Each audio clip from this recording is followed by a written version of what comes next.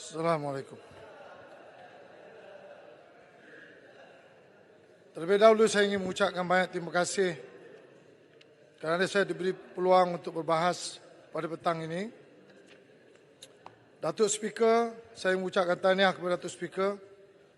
Baru 1 hari, saya ingat Datuk Speaker ada 5 tahun lagi, saya cadangkan tiap-tiap 6 bulan buat blood test.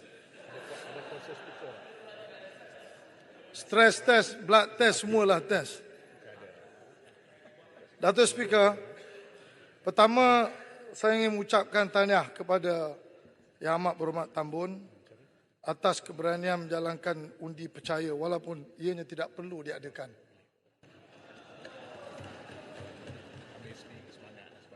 Undi percaya ini sangat penting kalau kita tengok dari segi konteks ekonomi. Jika undi percaya ini mendapat sokongan, ia akan memberi sebuah kerajaan yang stabil untuk tempoh masa 5 tahun akan datang dan peristiwa menukar Perdana Menteri 3 kali dalam masa 4,5 tahun tidak akan berlaku lagi.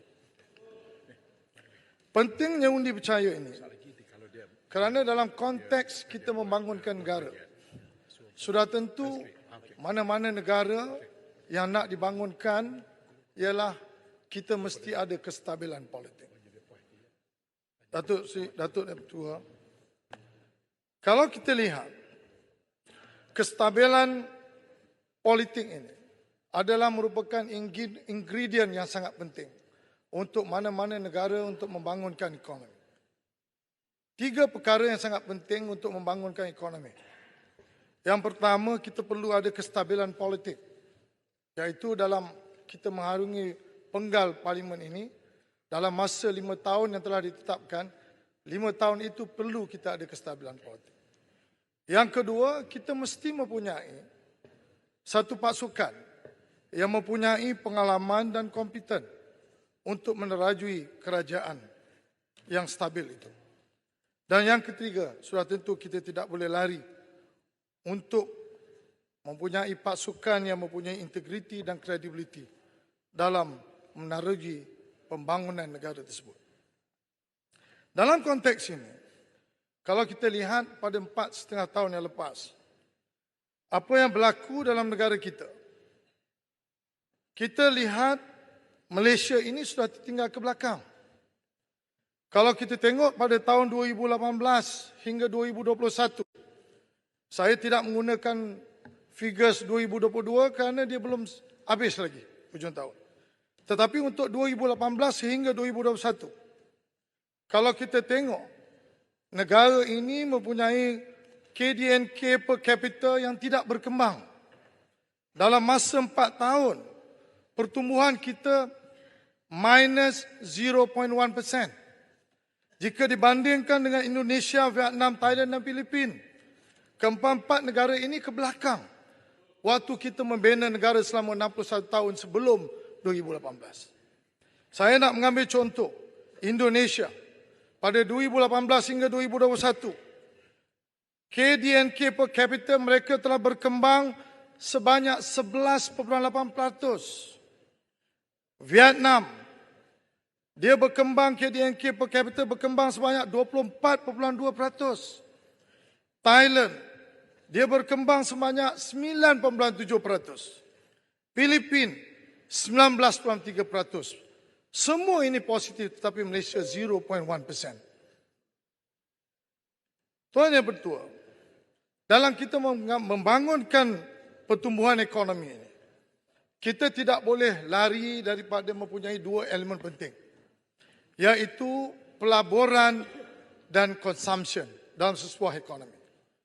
Tetapi setiap kali apabila kita melihat perkembangan ini, di antara investment dan consumption, growth, yang perlu kita lihat ialah bagaimana komposisi sebuah ekonomi itu dibangun, sama ada dia berdasarkan pelaburan ataupun dia berdasarkan consumption.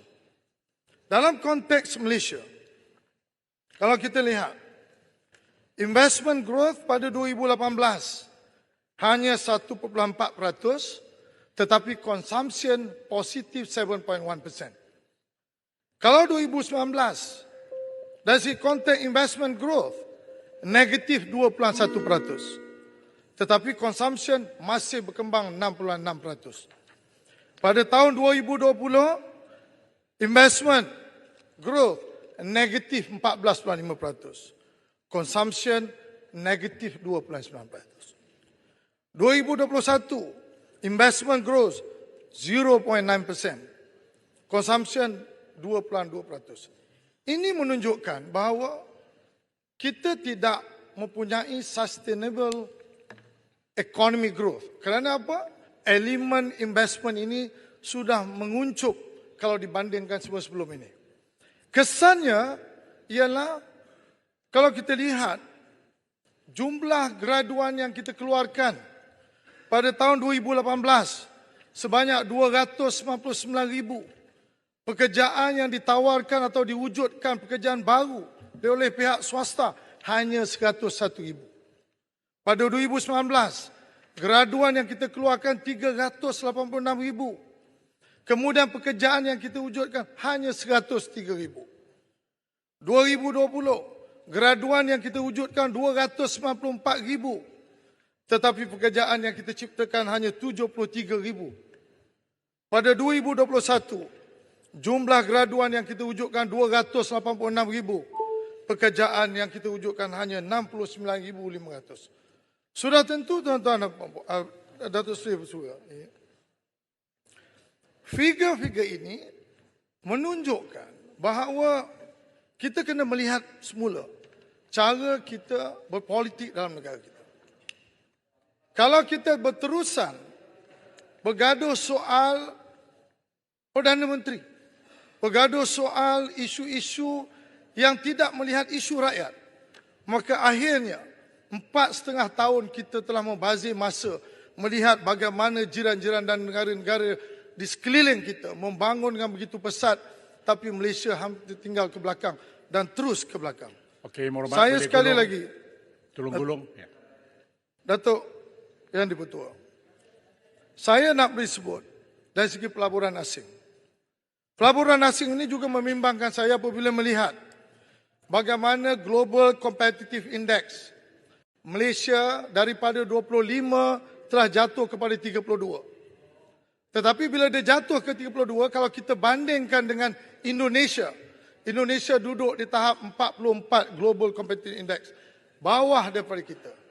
Tetapi walaupun mereka bawah daripada kita, kalau kita tengok dari segi pelaburan FDI yang dikeluarkan atau yang didapati oleh Indonesia, 2018 $20.5 bilion, Malaysia hanya $7.6 bilion.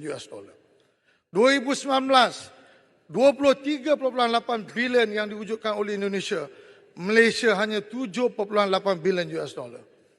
2020 Indonesia membawa $18.3 bilion, Malaysia hanya $3.5 bilion. Pada 2021 Indonesia $23.2 bilion, Malaysia hanya $7.3 bilion. Apa yang saya nak tekankan, Datuk Seri Yang Pertua, walaupun Global Competitive Index kita lebih baik daripada Indonesia, tetapi jumlah pelaburan yang dapat diambil oleh Indonesia dalam masa 4 tahun itu lebih baik dan lebih tinggi daripada Malaysia. Oleh kerana kita tidak dapat menyediakan kestabilan politik di mata kaca pelabur-pelabur yang ingin datang pada negara kita. Please, Masara. Okey, akhir sekali. Ini baru layak Menteri Kewangan. Akhir sekali, Datuk Seri. Ya, silakan. Datuk Ketua. Saya cuma nak highlight satu perkara yang sangat penting. Perkara ini kalau kita tak handle dengan betul-betul terapi, dia akan menjejaskan negara kita ini dalam masa 5 atau 10 tahun akan datang. Kalau kita lihat, negara kita telah meminjam duit hampir mencecah 1.2 trilion. Pada 2017, kita hanya berhutang 686 bilion selama 61 tahun. Tetapi dalam masa 4 tahun, hutang ini sudah meningkat bertambah 300 sampai 400 bilion sehingga mencecah 1.2 trilion. Yang saya membimbangkan saya ialah pada 2017 kita hanya membayar interest faedah hanya 27.9 bilion, tetapi 2022 kita telah mencecah pembayaran interest kita ini 43 bilion. Datuk Seri Yang Pertua, kalau kita tidak handle benda ini dengan betul-betul rapi, nasib yang akan menimpa kerajaan Malaysia ini tidak akan berbeza seperti mana yang kita lihat yang berlaku di Sri Lanka. Menteri Saya Kewangan mohon, ketiga. Terima kasih. saya ucap terima kasih. Saya mohon menyokong Datuk Seri.